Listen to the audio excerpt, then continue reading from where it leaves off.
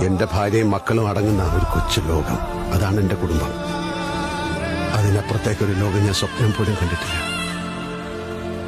ആ സ്വകാര്യതയിലേക്ക് ക്ഷണിക്കപ്പെടാതെ ഒരു അതിഥി വന്നു. ഞങ്ങളുടെ കുടുംബം ശിഥിലമാക്കാൻ കെൽപ്പുള്ളൊരു അതിഥി.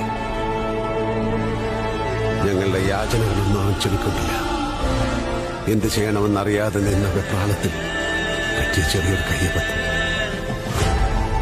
ഇനി ഒരിക്കലും തിരിച്ചു വരില്ല എന്ന ഉറപ്പോടെ എന്നേക്കുമായി ആ അതിഥിയെ ഞങ്ങൾ മടക്കി അയച്ചു. എല്ലാവർക്കും എന്ന പോലെ എനിക്കും എന്റെ കുടുംബം വലുതാണ്. അത് തകരാതിരിക്കാൻ ഞാൻ എന്ത് ചെയ്യും? അവിടെ എന്റെ മുന്നിൽ ശരികൾ മാത്രമേ ഉള്ളൂ.